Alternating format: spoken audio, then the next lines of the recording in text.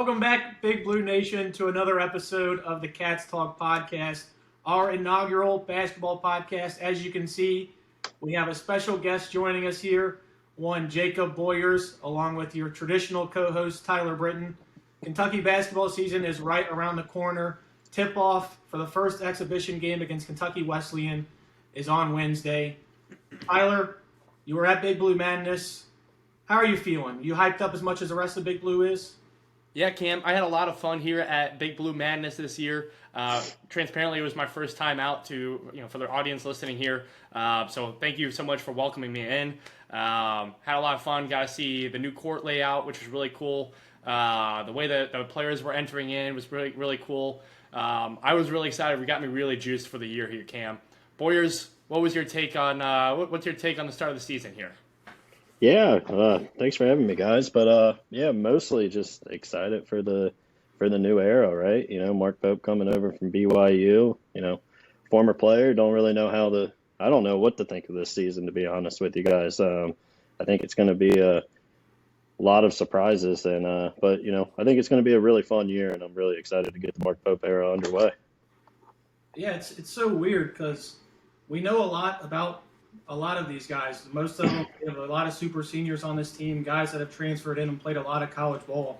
But it feels like we don't know anything about them other than like Lamont Butler hit a shot that sent San Diego State to the championship game. Amari Williams is a great defender. Other than that, we just don't know how these guys are going to mesh together.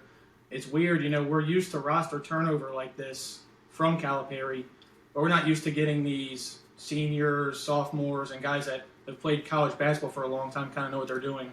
Normally we're getting the overtime elite team coming in fresh every year. So it's definitely going to be interesting. Definitely going to take some getting used to trying to develop into this Mark Pope era. Yeah, for sure. And, I think it's going to be a little weird because I think we're going to have, guys that played a lot of college basketball that are coming here and you're going to be 8th, 9th man on the bench. And it's, but that's exciting. It's going to be, very exciting season. Yeah, you guys were talking a little bit already about the incoming team here. We got some transfers coming in for the season here. Why don't we dive deep into some of the transfers coming in here, like Jackson Robinson, Lamont, and Butler. Cam, why don't you tell us a little bit about them, what your thoughts are for the team coming in here? Yeah, I expect a lot from Jackson Robinson. He's the only one that's used to this Pope system, this Pope offense that we've heard so much about during the offseason.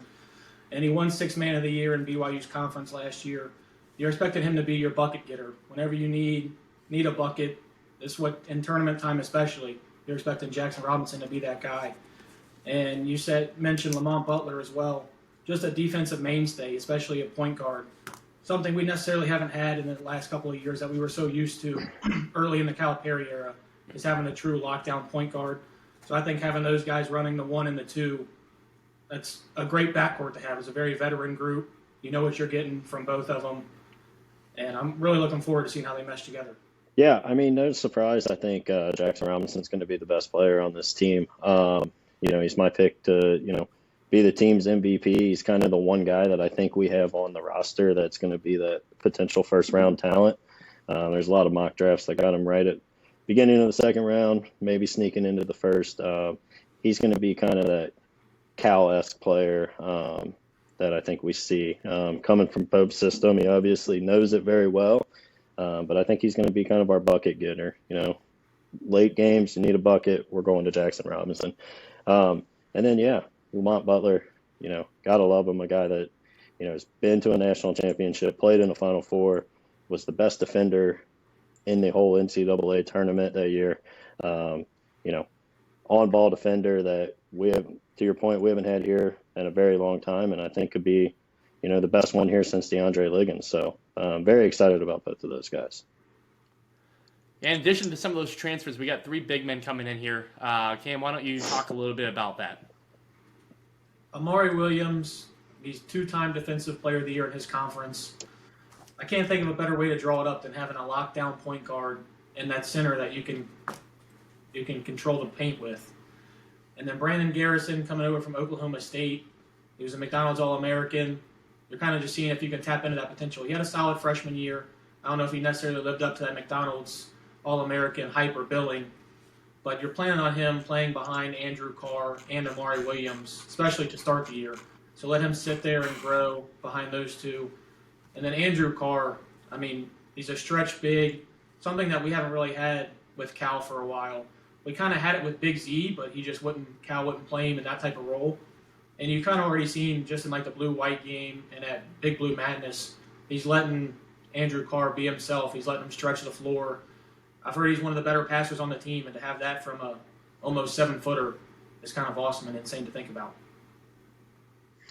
Yeah, agree with all of that. Honestly, Andrew Carr is probably the player I'm the most excited to see this year. I think the things Mark Pope's going to do for him offensively, I don't know if he'll lead us in scoring, but I think he'll definitely be one of our top 3 scorers, and there will be a lot of games that he'll be our biggest offensive threat. Amari Williams, obviously, mentioned 2-time Defensive Player of the Year at Drexel. He's unbelievable. Everybody talks about his passing as well, being able to throw him the ball there, kind of the top of the key and facilitate from there. So real excited about both of them. And then I think Garrison's going to give you a nice little, spark off the bench when, Amari needs a break. Yeah, you guys both mentioned Mark Pope coming in here. Obviously, we were with John Calipari for the last 13, 14 years here. So it's going to be a little bit of a transition going from John Calipari to Mark Pope. Fellas, why don't we talk a little bit about the adjustments that we look forward to seeing here with Mark Pope coming in versus what we've had in the past? I think mainly we're kind of used to that stale Calipari offense where everything happens off the dribble. It's dribble drive, it's kick outs and stuff like that. This is going to be ball movement driven. We're getting up and down the court. We're going to shoot a lot of threes. I think if you've listened to any sort of other Kentucky basketball podcast or anybody with Kentucky basketball they talk about how many threes we take and how many we're going to take. And I think you've already seen some of that in the blue-white game, and you'll probably see some of that against Kentucky Wesleyan tomorrow. I think that'll be the biggest difference is that Pope is recruiting guys that fit his scheme, to whereas Calipari was more interested in just getting the guys that are the best players and trying to make it work. These guys are all going to fit together, mesh together. That's why they were all brought here together.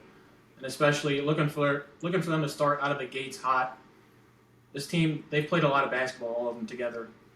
We haven't even mentioned Kirk Creasy yet, and he's a graduate transfer as well. There's just a lot of talent on this team. Maybe not as much as previous in the Calipari era. I think that's something that we'll get used to. There's so much basketball that's been played. I think we will start out of the gates a lot hotter than we normally do with Cal, as he's still trying to teach those young guys at that time. But I think Pope will lead us in the right direction, and I'm looking forward to it. Yeah, definitely. We're going to see a much more modern style of basketball, right? Cal was, playing early 2000s basketball and trying to make it work by, pounding the ball down low, dribble drive, stuff that's not working. We might see some out of bounds plays, ran. That's not anything we ever got to see under John Calipari. So those things are exciting. You mentioned Kerr, I think he'll be a really nice piece off the bench, but another guy that we haven't talked about, Kobe Brea, guy shot 48% at Dayton last year. Mark Pope's going to do everything he can to get that guy moving off the ball. It's not going to be a Kellen Grady situation where he's sitting in the corner and, waiting for the basketball to come to him. So we're going to see a lot of new and different things. But, if you watch BYU over the last few years, they were one of the most fun offenses to watch in all of college basketball. Yeah, so why don't you guys break down a little bit with the incoming freshmen as well? You guys mentioned some of the other transfers, some of the changes with the coaching here. Let's talk about the freshmen coming in as well. What impact we see both short and long term here? Yeah, the freshmen are kind of under talked about just because of how much seniority is coming into this team. You have Colin Chandler, who's a 20-year-old freshman, which is kind of weird to say. He went on a 2-year Mormon trip before he was supposed to enroll back at BYU. He followed Mark Pope to Kentucky. He was a top 25 recruit. Granted, he really hasn't played basketball for about 2 years, so you're kind of looking for him to develop in this time. He looked really good in the blue-white game. And then everything that I've heard about Travis Perry is it's like he just doesn't miss a shot. If there's a three-pointer going up and he's the one shooting it, he drills it. We saw a little bit of that at Big Blue Madness. And the person that we talk about next, Trent Noah, is the one who beat him in that three-point contest. So you're looking at 2 shooters, and then Colin Chandler, who might have the most NBA talent on this roster. He's just going to have to get it figured out. Yeah, agree on all those points. Colin Chandler is a guy that, real excited to see, as you mentioned, top 25 recruit. You know, all the kind of stories throughout, the summer where, it was just a little step slow, which you can understand not playing basketball for 2 years. And, everybody kind of made it sound like he was getting left behind. And then he comes out in the blue-white game and looks like the best player on the floor. So, he's a guy I think is going to play a ton. Travis Perry, obviously a great shooter, all-time leading high school scorer in the state of Kentucky. It's all just going to come down to defense with him. How well can he defend? Will he continue to develop and get stronger? I think he will. I don't know what kind of role he plays this year, but, he's a guy that I think is going to be here for a little while and do some great things in a Kentucky uniform. And then same with Trent Noah. I don't expect a ton from him this year, but, he's a guy that I think Mark Pope will continue to develop. And, by the time he's done here, he'll have some big moments. A quick note about Trent Noah there, Boyers. We were at the Big Blue Madness there, and boy, that kid was draining threes. I think he won the 3-point challenge. I don't remember. He did. Yeah, he was killing it. So, Wow. yeah, I think we're all excited for the season here. Obviously, going to be some changes. We got some new faces coming out here. We got Game 1 coming out tomorrow evening at 7 p.m. Gentlemen, why don't we talk a little bit about that game, our thoughts and predictions for the upcoming season here. Cam, why don't we start with you here, starting with the first game tomorrow? Yeah, it's just an exhibition game, so it's kind of the preseason game. Don't really expect too much. You kind of just want to, see the basics, see who's the first starting lineup that Mark Pope rolls out there. And you just kind of want to get a feel for how they're going to play. You're not going to take away too much from them playing a Kentucky Wesleyan team. Granted, I mean, they should beat this team by at least 30 points. I think everybody would assume that. You just kind of want to get the old basketball mind out of we've been trained to think Calipari-wise. Now we have a whole new system coming in. I think that's what I'm most forward to watching on Wednesday, just a new system and how these players mesh together. Yeah, I don't think we're going to see anything that's going to sway one way or another how we feel about the season. But, I was just curious to really see kind of what this offense looks like kind of clicking together. That's the big thing for me. To Cam's point of training your brain not to think about, John Calipari style basketball, it's going to be like we're watching a different sport, I truly believe. So, it's going to be a lot of fun. And, yeah, I'm just, excited to see which lineups he kind of molds together and, what the offense looks like. Excellent. Yeah, we're excited for the start of the season coming up after that. We'll break down the season schedule here. First and foremost, just want to get everybody's take for what the expectations will be for the 24-25 season here. Yeah, I really have no idea what to expect from this team. We haven't seen any of these guys play together. A lot of these guys are coming from different systems. They're still getting used to Pope's system. Really, the only guy I feel like you can come into with high expectations is Jackson Robinson, just because he's been there and done that with Mark Pope, and he's already looked at as an NBA talent. The rest of the team, you could tell me they rattle off 30 wins and are 1 or a 2 seed, or you could tell me they find a way to only win 24, 25 games and end up being a 7 or 8 seed in the tournament, and I really wouldn't be surprised either way. Yeah, same thing. I don't think there's a world where this team's not good, they missed the tournament, but as far as how good can they be, I really don't have an idea. To your point, I actually wrote down, I think Lenardi right now has got us projected as a 7 seed in the first bracketology of the year. And, part of me as a Kentucky fan wanted to get upset about that, but, he may be spot on. I could see this team being a 9 seed. I could see this team, being a borderline 1 or 2. So, don't really have a whole lot of good feel about where this team's going to be by the end of the year. Absolutely. Well, why don't we just go ahead and jump into it, gentlemen? We'll go game by game here. I'll go ahead and take the predictions. I'll write them down here for us. Starting off against Wright State on November 4th here, 7 p.m. matchup. Cam, who do you have winning this game? Yeah, I've got the Cats. I think if we start worrying about games like Wright State, then we're in a whole nother world of worry. I agree. Kentucky easy. Perfect. After that, we go. We play Bucknell on Saturday the 9th. Who do we got? Yeah, Bucknell's actually had some secretly good teams over the years, but again, it's Kentucky at Rupp, second game of the season. That place we packed. I can't imagine Kentucky falling to Bucknell. I got the Cats. Yeah, Cats should roll. Perfect. After that, going into our first true matchup, our first true test of the season here, we're going to be playing Duke, 9 p.m. On November 12th. Who do we got winning that game? Yeah, you never want to say it. I don't even like saying the words Duke, puke. It all sounds about the same. Unfortunately, they have one of the best recruiting classes almost of all time coming in, and Cooper Flagg looks like he's just going to be almost a generational type player. I'm going to take Duke. I hate to say it. I think Duke finds a way to win that game. Yeah, I agree. You hate to say it, so I'm not going to say it. I'm going to pick the Cats. I think this will be a game, we saw it. You see it a lot, right? Like you saw it with the early John Calipari teams. These top high-end freshmen come in. Cooper Flagg's going to play against some grown men. And, I'm not saying he's not special. He'll probably be the number 1 overall pick, and he's going to be maybe the best player in college basketball throughout the year. But I don't know. I feel like Pope's going to have him ready to go, and, we're going to be able to throw enough bodies at him and be physical enough to slow him down. Yeah, boys, you keep making predictions like that, we might have to bring you back for the football podcast too, because Cam's been really dogging on his team lately. But going into the next matchup here, we're playing at home again against Lipscomb here, November 19th. Gentlemen, who do we have? Yeah, I've got the Cats. This is another tune-up game, just trying to get right after that Duke game. So my projections were 3-1 rolling after that. Yeah, Kentucky. I can't pick them to beat Duke and come back and lose to Lipscomb. That'd be tough. Awesome. Right now we got Boyers with 4-0. We got Cam with 3-1. As we go to play Jackson State here, Cam, who do we got? Again, unless Prime is now coaching the basketball team at Jackson State, he's getting recruits that I haven't heard about. I got the Cats, and I got the Cats. This will probably be their most lopsided game other than the exhibitions. You got a score? I do not have a score. This team could end up putting up 100 a couple games. It just depends on how that 3-point shot's flowing that night. Fair enough. Yeah, Kentucky easy.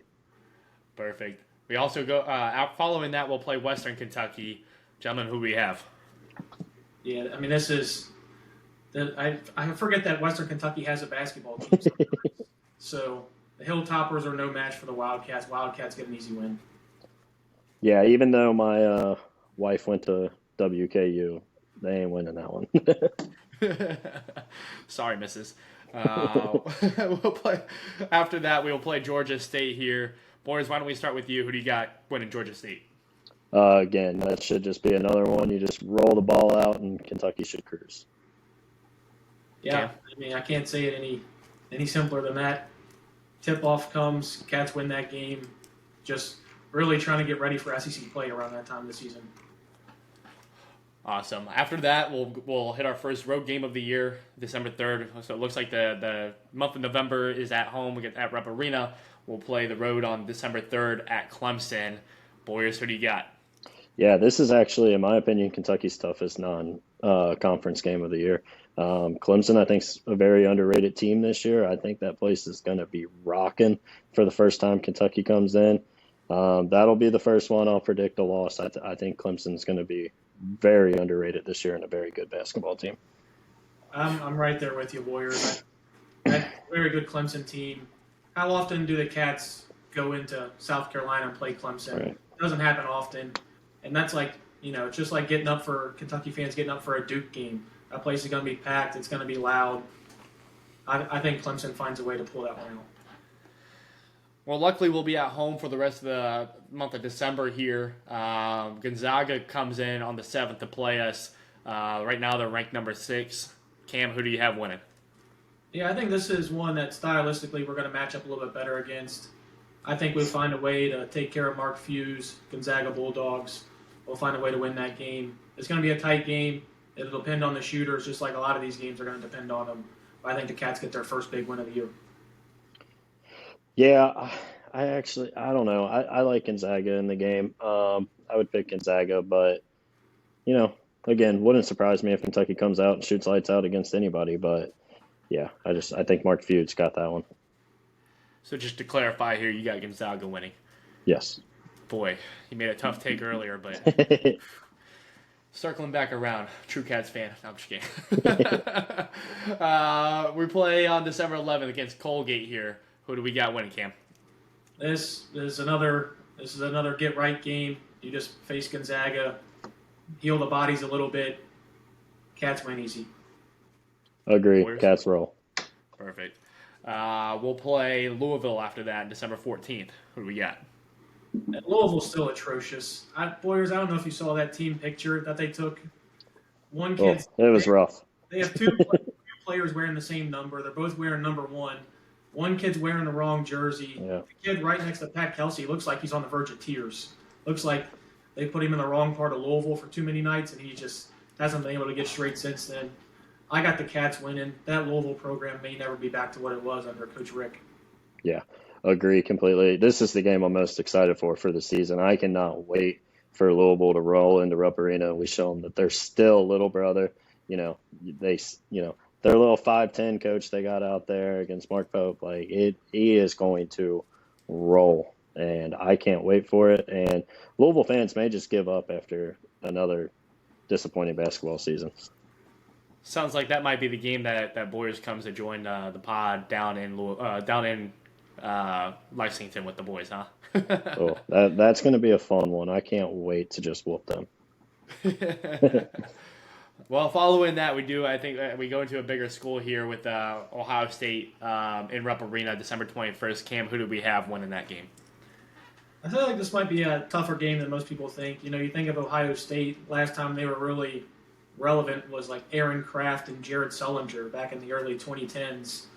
But this team does have some talent. They got Michi Johnson in the transfer portal. They got Kentucky's own Aaron Bradshaw in the portal as well.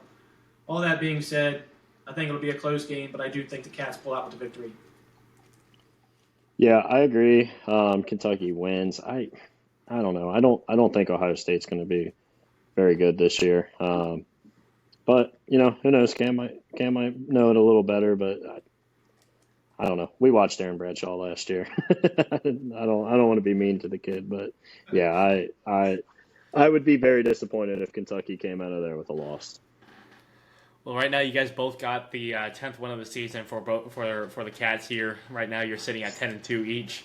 We'll be playing Brown on December 31st to wrap up the year. Cam, who do you have? Yeah, I saw just the way you had to reread that just to make sure it was a real comp. So, with that being said, Browns.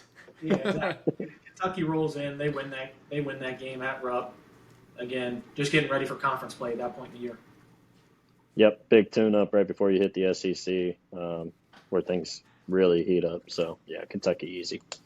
Because the start of the new year here, January 4th, we'll be playing the Gators to start off conference play here. Cam, who do you got winning against Florida? Yeah, I've got the Cats winning this game. Florida still hasn't really been right. They had a couple years there with Mike White where they were starting to find it, come back a little bit. But I think the Cats find a way to pull this one out. Yeah, I think it's going to be a very close game. I would pick Kentucky, but I do like Todd Golden. I like all the things he's doing there at Florida. I think he's due for kind of a bigger year, and I think this could be the year. But in Rupp, I'm gonna pick the Cats. Awesome. After that, we go on the road. We'll play January 7th at Georgia. Boyers, why don't you tell us who do you have? Georgia stinks. I'll take Kentucky, even on a road game. But yeah, I'll take the Cats. Yeah, unless Georgia rolls out Anthony Edwards and he's eligibility back, I don't see a way where they beat this Kentucky team. Cats win this one. Yep. All right. So after Georgia, we go back on the road again to Mississippi State on January 11th. Boyers, who do you have? Yeah, rematch of the beautiful Reed Shepherd game from a year ago.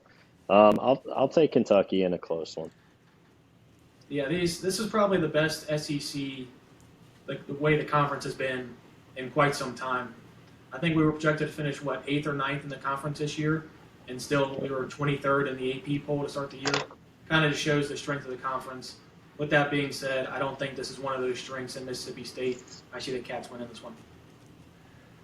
All right. So you guys are starting off 3-0 in the conference here. We go back home to Rupp Arena against Texas A&M on January 14th.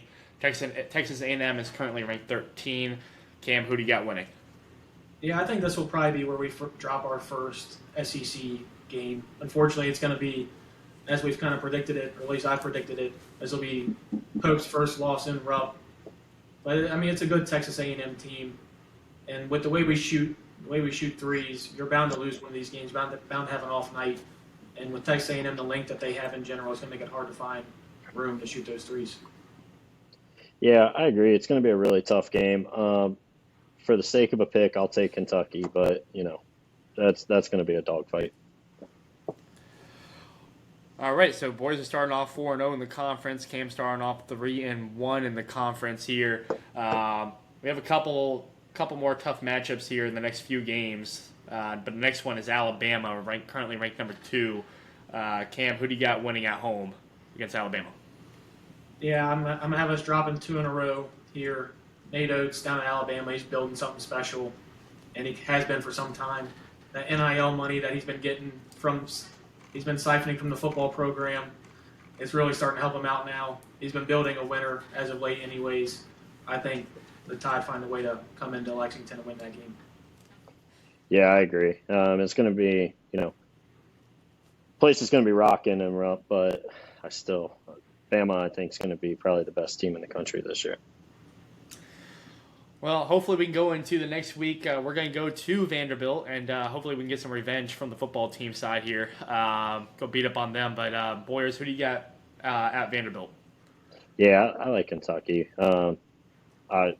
Vandy, I mean, what can you really say about them? They have a basketball court, so we'll give them that. Yeah, they have a basketball court, but it's elevated like 12 feet. From I'm not sure why. At least it looks better than their football stadium does. That's been under construction for about 5 years going. I got the Cats winning this game. The only thing good about playing Vandy at Vandy is you get to go to Broadway after with your Kentucky gear on. Absolutely. Can I count you fellas going to Vandy with me to catch that game? I will be there. Mainly the post game part. little Saturday at noon. That night could get a little away from us. Game's at 2:30, but sure. Or 2:30. I mean, might as well stay down there too, because the game after that will be at Tennessee on the 28th. There, it's going to be a 7 p.m. game. Tennessee's currently ranked 12th right now. Boyers, who do you got? Yeah, I picked us to beat Duke. I can't. As bad as I want to pick us to beat Tennessee and watch them all sadly sing Rocky Top, I think they win at home. This is the one I've had the most trouble with, because typically, Rick Barnes' teams, they're physical, and they impose the freshmen that we normally have. But with this team of playing so much college basketball prior to this season, I kind of feel better about playing a Rick Barnes-led Tennessee team. I think Kentucky finds a way to go into Knoxville and leave with a win. Heck yeah. All right. Love to see it. Following the 2 Tennessee teams, we go back home to play against Arkansas. Arkansas is currently ranked 16. That's the start of our February series here, so why don't we go ahead and break that down? Boyers, which one you got? Cal's coming home, right? And I think it's not going to be a warm welcome for him. I think we roll. I don't know why. I think Arkansas is just not going to be very good this year. We watched it all last year. You take the exact same staff with you, minus probably your 2 best people on the staff in Orlando and John Welch, and you replace them with Brad Calipari and whoever else he decides to pick there. I think Cal's in for a rude awakening in Arkansas, and I think when he comes into Rupp that Saturday night, we're going to have the energy, and I think we roll him. Yeah, it pains me so much to say this, but I do feel like Cal's kind of regained his love for basketball. You can already see it looks like he's lost 20 pounds just since he took the Arkansas job. Looks like he actually cares about his self-appearance once again. I can't imagine he doesn't have this. I mean, he hasn't watched film for 4 seasons. I guarantee you he watches at least 30 to 40 hours of Kentucky film, getting his team ready for that game. And they'll have the athletes to beat us. I unfortunately, I got to say it, I kind of feel like Cal walks out with that stupid grin on his face after beating Kentucky in Rupp.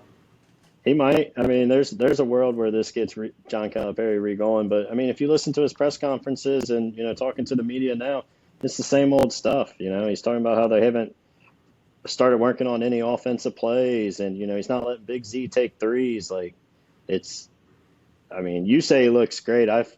Feel like he looks like he hasn't eaten in about 2 months because he's so depressed that he's living in Fayetteville. Why did Big Z follow him down there? Dude, I don't know. I mean, I understand if he didn't want to stay at Kentucky, but like, I mean, imagine him in Mark Pope's offense. That's my point exactly. Or anywhere. I mean, anywhere that plays modern basketball. But it's not in Fayetteville. Well, that'll be a 9 p.m. Matchup there, so I'm sure it's going to be on everyone's television. It's going to be a big game. But following that game, we'll be going on the road again to Ole Miss. Ole Miss is currently ranked number 24 in the nation. Cam, who do you got winning that game? Yeah, I think we'll beat the Rebels. They don't really have an intimidating home atmosphere for the most part. Going on the road, I don't think it's going to fluster these guys. I keep wanting to say kids, but these guys are, for the most part, 23 and 24 years old, so I can't call them kids. I think they go in and they win in Ole Miss.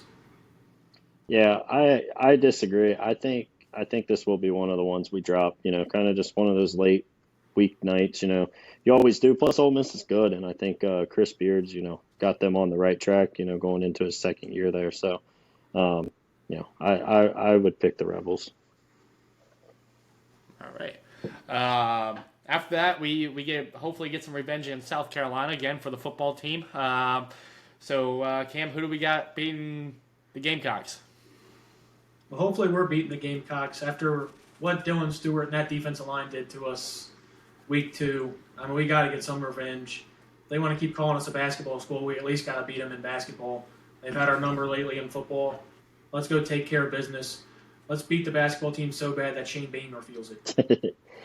Yeah, and, basketball-wise too, right? We haven't really performed very well against them as of late. So, I mean, we owe them one. I think we get them this year. All right. After that, we play Tennessee again here. This time at home at Rupp Arena. It's going to be a 7 p.m. game. Boyers, who do you got? I like the Cats here at home. I kind of thought all along we'd split with Tennessee, so I think we lose there, but come back and get them in Rupp. Yeah, I'm seeing eye to eye with Boyers just flipped. I see us somehow taking it in Knoxville and losing at Rupp. I love Rupp Arena and I love Kentucky fans, but that place really doesn't get loud. There's a lot of that old money down on the lower bowl section that doesn't really get loud like some of these other college atmospheres do. I think Tennessee finds a way, Rick Barnes especially, finds a way to get his team ready to avenge that loss from earlier in the season. Well, following that game, we'll go on the road. We'll play at Texas, down in Texas here. Cam, who do you got? By that time, I'm assuming the football team has probably gotten destroyed by that Texas team, so we're going to have to get some revenge there again. There's just going to be a revenge-driven season for the football team.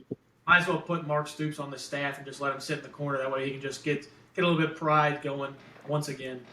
I think we find a way to beat the Longhorns. Easier said than done, though. Yeah, Sure. I like Texas at home, just because another one just where I think that place is going to be rocking. We haven't. When's the last time we've gone to Texas? I know we played them the undefeated season, but that was in Rupp. So I think they're going to be juiced up to see Kentucky roll in there. Perfect. Well, after that, we'll be back at home against Vanderbilt on February 19th. Boyers, who do you got winning against Vanderbilt? Again, Vandy's not very good. Give me the Cats. Yeah, Vandy stinks. The only reason people go there is for Broadway. I mean, if that wasn't there, I don't even know if that institution would still be around. Great baseball program, though. I will give them that. Yeah. And they did just beat us in football, so I guess I can't take too many shots, but we go 2-0 against them during the basketball season. All right. Well, after Vandy, we'll go back on the road to Alabama. It was a tough loss last time from both of you, so who do we got winning this time? This is one where I'm going to pick a Kentucky upset. I don't know why. I think Bama gets us in Rupp, Cam, kind of to your point, and I think, we come back and get them. It seems like, we always play one game a year against Bama where, they don't shoot the best, and we kind of come out and roll. So, I'm picking that there at the end of the year. Unfortunately, I'm going to take Bama again. Like you said, I think this is one of the best teams in the nation. And them at home, Kentucky comes in. They always have a big crowd when Kentucky comes to town. especially football season at that point will be mostly wrapped up. Who knows if they'll even make the playoff at that point. So maybe they've all transitioned to basketball season, and they'll get behind a good team, as you've seen. So I got them winning in Tuscaloosa. Well, we'll stay on the road here. February 26th, we will be playing at Oklahoma. Who do we got? Cam. This is where I'll take Oklahoma. I couldn't tell you the last time we played Oklahoma and at Oklahoma. So I think that'll be one where they pack the gym. It kind of gets to us. It's one of those games that you just let a 2-game skid go, where you just you're trying to fight back from that hard-fought Bama game, kind of overlook Oklahoma, and you go in there and you find a way to lose that one, unfortunately. Yeah, back-to-back road games too. A lot of travel involved. I think Oklahoma takes that one. All right, got Oklahoma there. We're back at home on March 1st here, playing against Auburn. Boys, who do you got? I like Kentucky at home against Auburn. Although I do think Bruce Pearl will come in with a little bit of a chip on his shoulder. I think he wanted, obviously to be considered for that job opening last year. So, but I think Kentucky plays well enough to win at home. Yeah, I think Bruce Pearl will have that team ready to go and ready to fire. But I also think Mark Pope will have his team ready. I'm sure he heard some of the fans wanted Bruce Pearl around that time when there was the initial pushback of the Pope hire. He can say he's never heard it. He's heard it. He knows. I think we'll have that team ready. Plus, you're gearing up for SEC tournament time around that. I think they'll take care of business against the Tigers. All right, so we're going to get the win against the Tigers here. We're going to go against. We're going to stay at home. Excuse me. We're going to stay at home against LSU here on March 4th. Boys, who do you got? I like the Cats.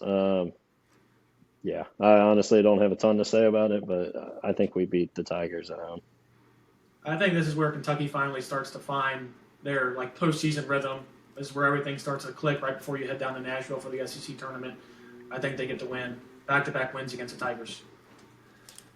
All right, and then we wrap up the year here on the road. We'll be Saturday, March 8th against Missouri at noon. Cam, who do you got? Yeah, like I said, we're going to keep riding that wave. Cats find a way to win. We go into SEC tournament feeling good. I go to this SEC tournament every year.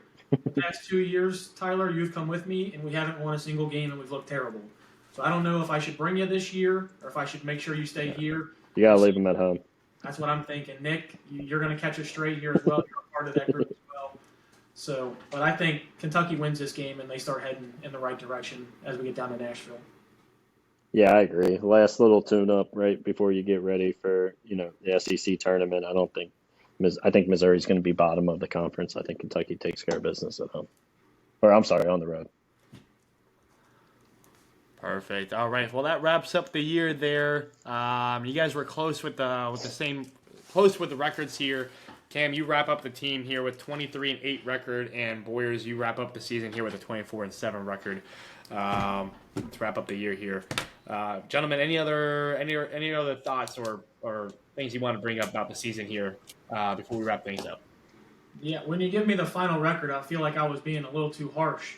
But I think it's kind of a testament to how good this SEC is this year. There's really not that many games where you can kind of just pencil a win like you could in previous seasons.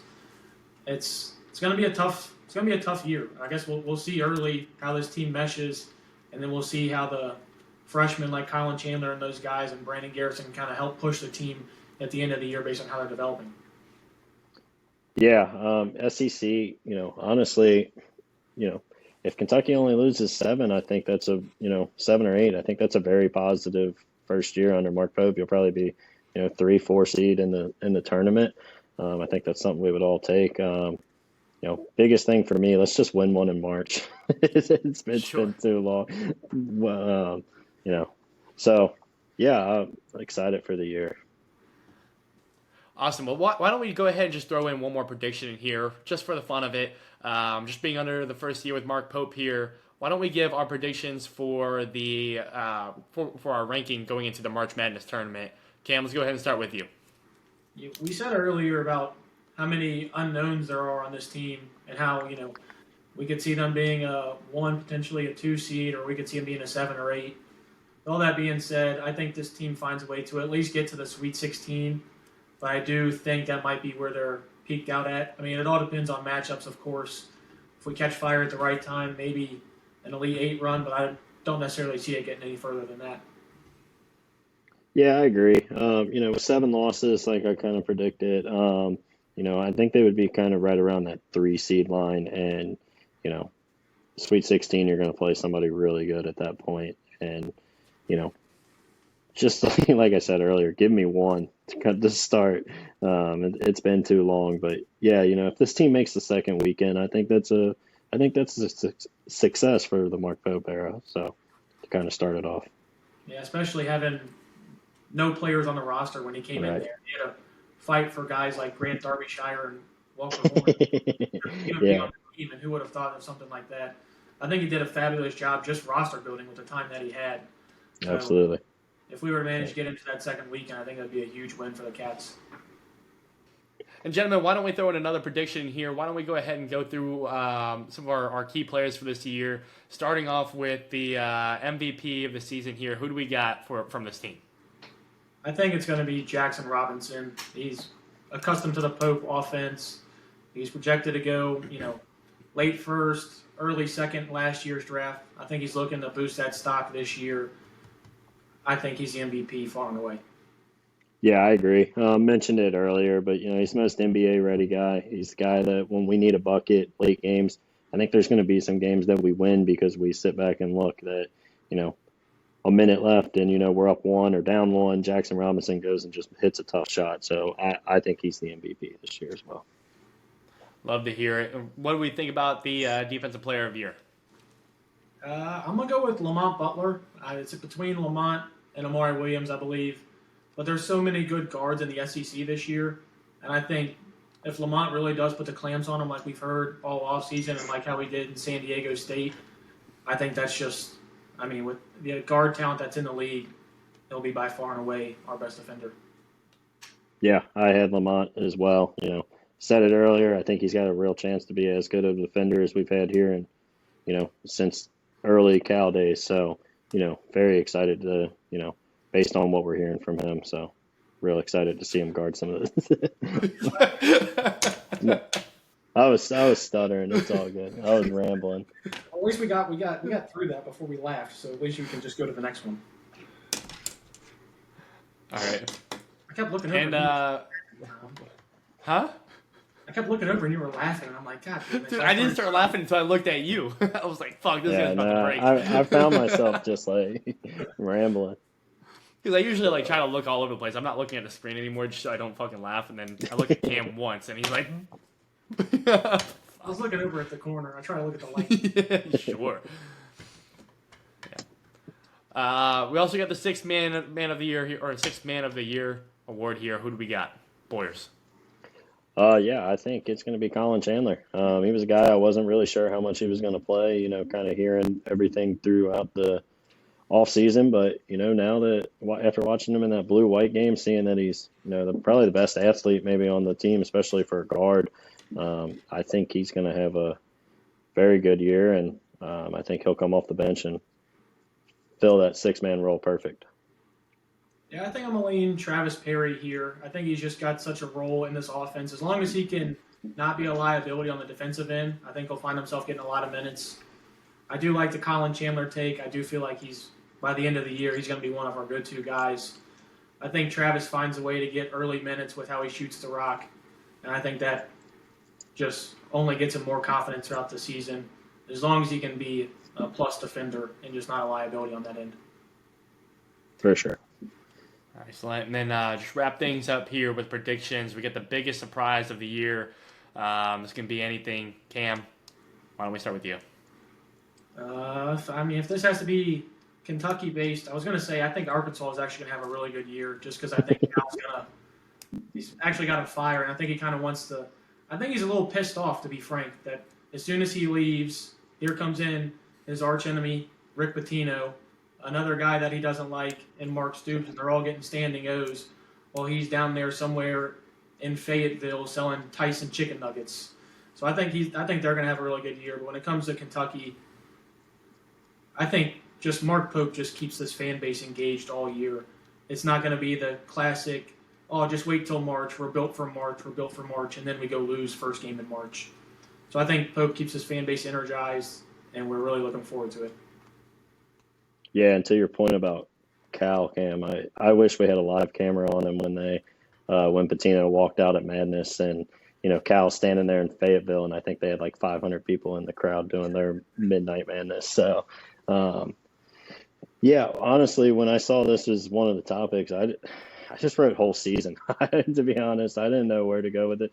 I mean, you could tell me any one of these guys on the team are going to be really good, and I'll believe you. And you can tell me, there's going to be some guys that were key contributors at other schools that are barely seeing the floor, and I believe it. So, yeah, I didn't really know where to go for a Kentucky-based.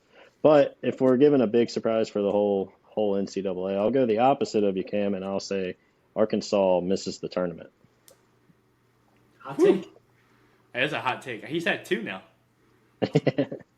Yeah, I think we're all excited here, Cam. Boyers, thank you so much for joining us for this week's podcast. You're invited every week to talk about Cats basketball. You really give Cam a run for his money in terms of what you think about the team. So appreciate you having you. Absolutely, can't wait to do it all year. Yes, sir. Awesome. Well, thank you guys so much for tuning in to yet another episode of the Cats Talk Pod. We're going to be here every single week talking about sports, Kentucky sports here. Obviously, we talk about football. Now we're talking about basketball. We're excited for the season here. We're expecting big things under Mark Pope. If you don't want to miss out, just make sure you tune into the pod. Tell your friends and family. Subscribe to our channels on Instagram and Twitter and anywhere else you can find us, and share those as well. Thank you so much, and go Big Blue. Go Big Blue. Go Big Blue.